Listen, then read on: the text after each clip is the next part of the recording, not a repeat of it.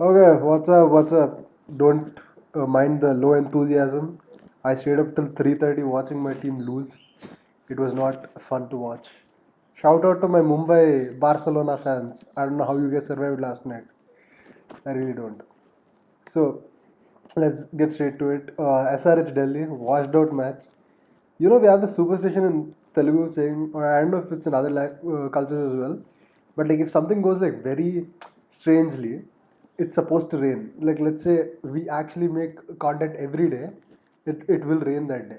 So SRH in the same manner with the bowled well, they only could really start raining like that. So the match got washed out. That's the only logical explanation for all of this. But oh Just my. to remind you, ST, I think your plan of the playoff, what you had said, doesn't work anymore. That went off wrong when Lucknow lost to Punjab only. I knew like even if we won against Delhi as well, we were like still not going to go. I had to mentally accept that. But obviously leaving that aside, right now the goal is just finishing seventh or sixth place. Let's try. If everything is in our favor, let's leave out respectfully. So like whenever people look back on the season in the future, they were like, "Oh, SRH was at least in the race." So leave it. Yeah. Anyways, so coming to this match, oh my God, Pat Cummins, 18 CR is not enough for this man. Give him 28 CR. How is Pant getting more than Pat Cummins? How is Venkatesh Iyer getting more than Pat Cummins? How are all these players getting more than Pat Cummins? I don't get it.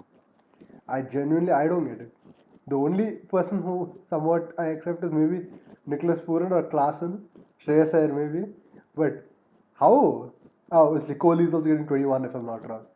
But oh my God, he is the first captain to take 3 wickets apparently in an IPL power play, which is absolutely ridiculous. Everything off the first ball. Before the match started, the Delhi admin as well tweeted out saying it's going to be Stark versus Hyderabad. We know what's going to happen. But he did not expect what will happen if Cummins plays against Delhi. He was absolutely superb. He was on another level. And I think that pitch was the one we played against Lucknow, which we could have actually done well, except we just kept losing wickets, and we still ended up on 190. So that's the pitch it was, and people are expecting, oh, 180, 190 is the score which is supposed to be made. But due to those early power play wickets, like that's the change the league's name to Indian Power Play League because half the matches are getting decided off in the power play, like on these kind of pitches. So, and I was expecting, oh, if 180 is the target, matlab, we just have to have perfect power play, perfect middle overs, then only we can chase it. Otherwise, the game's practically gone because they have such good bowling lineup as well, Delhi, so they could fight back. But kudos to the SRH bowlers for restricting them to only 133. Yes, Ashutosh Sharma, Stubbs had that good partnership, but that's bound to happen. In any match, it's bound to happen. You could see that with SRH Mumbai matches as well, how Henrik Klassen was there till the end almost, and he got that target to a somewhat 150, something like that. I don't know. So you can see here and there. But I think this SRH bowling, I'm not. People are saying, oh, if you removed Shami, this is what happened. Shami and all. Shami also would have bowled fine only the other day. Thing is, just Shami has been having troubles on bowling on flat pitches, and I cannot blame him because he's just coming off injury. I'm saying next season, let's hope. I'm not gonna say, oh, let's release him. We'll find a better player. We cannot find a better player than Shami who can fill in that role perfectly. Who is going to come into the auction? Nattu might not come into the auction. Bhuvis might not come into the auction. Who is going to come in? Arshdeep is surely not coming into the auction. You can't expect a player like Pat, who is Indian, to come in. Yeah, you need an Indian fast bowler, a primary pacer. You can't use Avesh Khan and say, oh yeah, this is going to work. It's not going to work. Let's back Shami for next season. Let's back Ishan Kishan for the next season. I think if we just keep backing it, I think in this remaining 2 seasons of this mega auction cycle, at least we can go for one more finals. I am sure of it. This high risk cricket did not work batting wise, but bowling wise, these kind of matches give the players confidence. The Chennai match also gave the players somewhat confidence. So I can see that this team is also on that track. It is also on that track. Now we have a match against KKR, which is our last home game. Let's go out of the bang. Let's see what else can happen. But right now, the focus is completely on the race to the playoffs. So let's just get into that. So what do you think? My first question when I saw this match was why hasn't Pat Cummins been bowling the first spell for Sunrisers Hyderabad in the last couple of games? I mean, from the start, we saw what a performance he put up against this DC side. Even though the match got abandoned, there's one question I have for this SRH side. Why didn't Pat back himself to go ahead of his other new ball bowlers and pick up the ball and lead from the front? Because you know how lethal he can be with the new ball. We saw it against this DC lineup as well. And it is quite a star-studded lineup. You have Abhishek Porel and Faf Duplessis. That is the opening pair. And then you have KL Rahul as well. Karun Nair has been in good domestic form. He picked the 3 wickets of Karun Nair, Faf Duplessis and Abhishek Porel, who have been good for DC as well. So that's one question I have. The this bowling was what SRH was missing all these matches, and they showed what they're capable of. This is what SRH will be hoping that they can carry into the next season. They'll be looking into these positives. That okay, the boys can pull such performances as well. And more than SRH, since SRH was not that close to the playoffs, they were far behind compared to the other teams, especially DC. I think this match being banned due to rain affects DC more because they were so close. They're so close in the race to playoffs. They're next. If you look at the table, they're neck to neck with uh, quite a couple of teams like yesterday's match as well. After MI lost, MI does have played one extra game, but I think this hits DC a little bit more because they have KKR breathing down their neck as well. You never know. You lose a couple of matches and you're out. So I think this plays a bigger role in DC's race to playoffs than SRH because SRH are practically out now. You can't still expect them to qualify. There's so many things that need to go their way for them to qualify, which is practically not that possible. So, uh, and yeah, I think it was one off day for DC's top order. Otherwise, we've seen Abhishek Porel get those vital runs, Faf Duplessis get those runs, and KL Rahul as well. I think KL Rahul getting out for 10 is after a huge gap of innings. There's been, I think I saw a stat the other day that said, I think the RCB match or something, there had been quite a few matches since here, some 10, 15 matches since he's been out on 10 or lower or whatever. But yeah, I think it was just one off day for them. Uh, they'll be hoping to bounce back in the next match. Now, enough about that match. Let's get to the match between MI and GT. This match was vital to decide who had a better chance to go to the top two, where both teams were cruising in this, and this match was weather hit and so prolonged that I think it did test some people's patience, but at the end of it, it was a really good match to watch. Let's let's get to the first innings. When you look at the first innings, again two quick wickets. Ryan Rickelton, then Rohit Sharma followed. The power play GT picked up two quick wicket two wickets. That was very vital for them. Mohammad Shami and Arshad Khan being economical as well. Siraji has went for 29 runs in his 3 overs. He was he was the most expensive from the lot, but he did pick up that 1 wicket as well. And you know how Siraj is in the power play. He picks up those vital wickets as well for the team. And Prasidh Krishna in the form he has been, he did go for 37 runs, which is not like of him, especially this season. But he did again pick up a wicket. There's a reason why he is the public cap holder, and Sky being Sky did put on those valuable runs, the 35 runs, and take back the orange cap. But you have to give credit to Will Jacks for the 50. I think that 50 played a huge role in this innings, because if you see that after Will Jacks and Surya Kumar Yadav partnership, they just tumbled down. The Mumbai batting just tumbled down.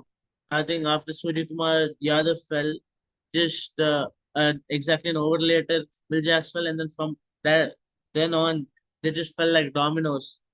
Uh, Even Hardik Pandya, the likes of Hardik Pandya, Tilak Verma was falling, and the late cameo by Corbin Bosch. Yes, it was 27 or 22, but that did make MI set respectable total, something that their bowlers could give a fight on.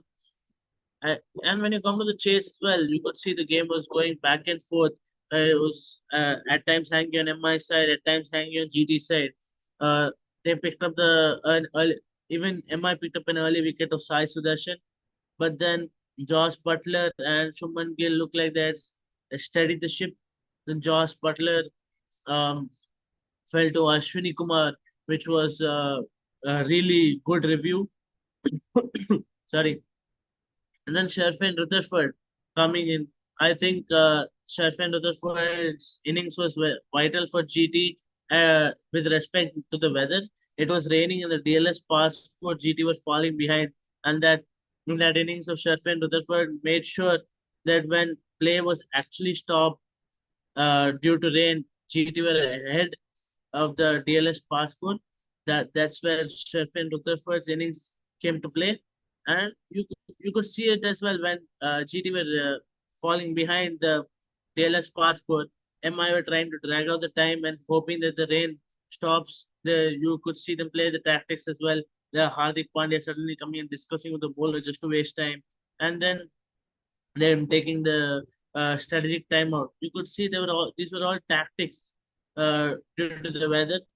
And then GT as well played the same tactic. If you noticed, when Sheffield Rutherford and Shubman Gill were going on in the 14th over, they took the strategic timeout for the same purpose. They were ahead in the DLS score, extend the time, and these were tactics that teams play, because they both of these teams knew how vital those 2 points were in the they practically know, these four teams know that they can make it to the playoffs. It's about who finishes in the top two now.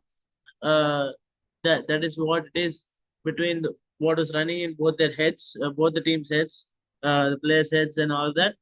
And then again, there was a lot of interruptions by rain. Once they came back from the once they came back to play, I think Jasprit Bumrah bowled a lovely in swinger to get Shuman Gill out. Then Trent Bolt picked up the vital wicket of Sharfan Rutherford. And then Bumrah, Hardik Pandya bringing back Bumrah to pick up another wicket. And Shah Rukh Khan fell as well. And then we saw another rain interruption. Uh, if I'm not no, before that Rashid Khan also fell. He was really upset with himself, because we know how Rashid Khan also can give quite big blows. After he fell, again there was a rain interruption, uh, and you see after that the match was reduced to 1 over. My question was, Deepak Char, we know he's not that great of a death bowler. Why didn't Hardik Pandya back himself ahead of Deepak Char? Because we know that Hardik Pandya is bowled in the death. He's won matches for Mumbai, he's won matches for India as well by bowling in the death. Why did he back himself to lead from the front and bowl that 1 over? And in the last ball as well, there was a clear run out chance. All that Hardik Pandya had to do was just throw the ball to Surya Kumar Yadav instead of trying for a direct run out. The game would have gone to super over. Speaking of super over, if the game had to go to over as well, they might as well umpire, according to me at least, umpire should have let them bowl those 2 overs, because it was only 2 overs that was left. But again, there might have been some restriction that we didn't know. And one more interesting thing that I saw was we saw MI use 13 players, in total 13 players. They made an impact substitution, brought Karan Sharma in for Rohit Sharma. And they bought Ashwini Kumar for Bosch. We saw Bosch with a head injury, well, the concussion. He was a concussion sub. My only question is, when you use a concussion sub, it has to be a like for like replacement. How was Ashwini Kumar a like for like replacement for Bosch? Yes, it didn't go. GT did at the end of it. MI lost the match, so it won't be spoken about much. But it's still, uh, I don't know. It doesn't hold up the spirit of the game. Even when I remember in the England series when Gautam Gambhir brought in Harshit Rana for Shivam Dubey, it just didn't feel right. We have to hold up the spirit of the game, play fair, at the end of the day, JT won the match. So I forgot to mention Shuman Gill's innings. Yes, it was at a very slow rate, but since wicket fell on the other end, he had to play slow, and the target was not very big. That he had to play those big shots to take more risks. So that's all I have. Over to you, ST. See, this game, I'll tell you, it was before the game started. I felt like yeah, GT is gonna ruin the winning streak for Mumbai this game, and they came in with like such a plan. For every batsman, we'll set up the field. For every batsman, we will make sure the bowler bowls this certain ball. For every batsman, this is the certain ball we're going to do, and that's how they got every wicket gone. After a point, I felt like, okay, if Sky or someone in settles, if someone settles, it's game over. But GT was not in letting the Mumbai batsman to settle anytime. By the time I was looking, I'm like, bro, how is 7 wickets down already? I was in shock. I was in complete shock, especially with Wankhede. It's a relatively small stadium.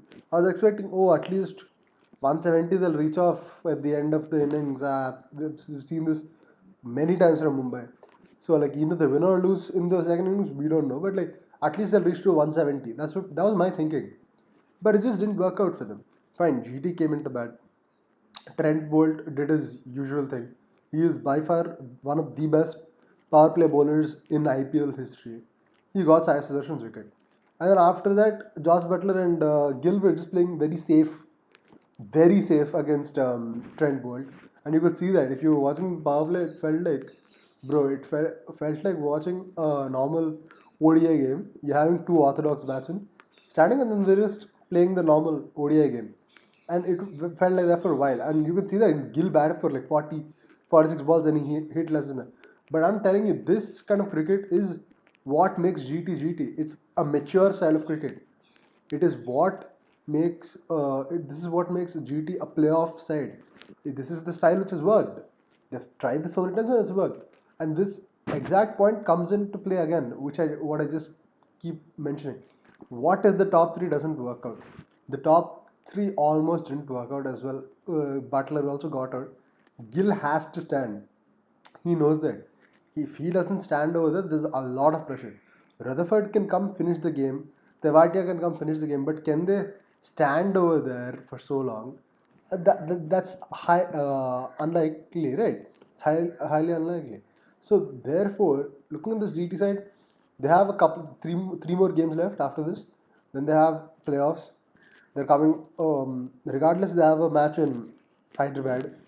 So if they get one of those pitches like how they got against Delhi the other day with the extra bounce and whatnot, you are in some sort of trouble. You have to play very orthodox cricket, and if you're facing a side like I don't know Mumbai in the qualifier one are eliminated, you have a player opposing who's like Sky who's gonna hit the ball wherever he wants to. You have to make sure you play your cards out right for every game. That's unfortunately the scenario for GT. If you want to win the cup, every step it should be perfect. That is what GT should. Mumbai as well, if they do a couple of wrong steps, there's still a chance they'll go. But GT, this formula, if it breaks, no, other teams will have a confidence. They'll have confidence that they can disrupt this plan every single time. We've seen it with SRH, we've seen it with Chennai is taking the game deep. We've seen it with last year's Lucknow and the previous year's Lucknow as well, how they were doing. Right now, Lucknow also we can see. So this is just slight warning. This match is just a slight warning for GT. Obviously, I'm not saying that this match is the because this game the entire season is going to get derailed. I'm not saying that, but it's just a precautionary. statement from opposite. I have I have I have one more point. I have one more point to add. I think I forgot to mention. We've been seeing in the recent past that GT hasn't been giving many overs to Sai Kishore. And when he bowled that 4 overs against MI yesterday, we saw how vital he was. He picked up two wickets. He picked up the wicket of Surya Kumar Yadav and Hardik Pandya. Two big two big names in especially T20 cricket. And he went only his economy was 8.5. He's been vital for Gujarat Titans the whole season. I don't know why in the past 3-4 games they haven't been giving him his quota of overs. When you have a player who's been in that form, why don't you trust him more? That's my question. And like ST mentioned here, this middle order was uh it hasn't been tested much. And when they were brought into play yesterday, they didn't look like the team that could take it through. But yes, the lower middle order, hats off to them for hitting those 15 runs in the last over. But it doesn't look like a team that can do it day in and day out. Yeah, like ST mentioned, there's a precautionary thing. That's all I have. Uh, I'm sorry I cut you off. You can continue. No, no, no, not an issue at all.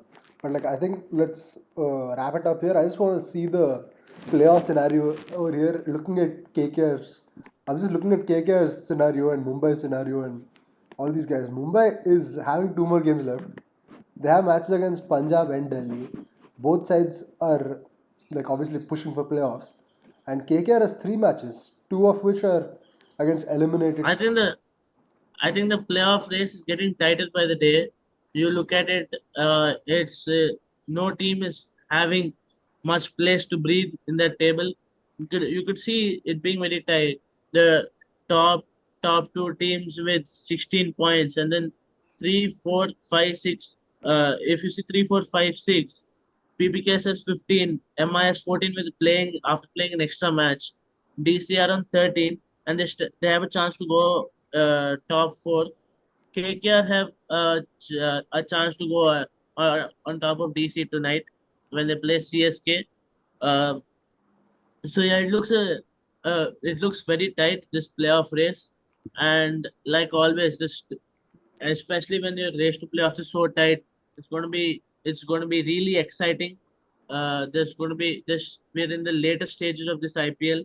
uh, Teams that are knocked out will get give some of the other players a chance. We might see new youngsters in the fray as well.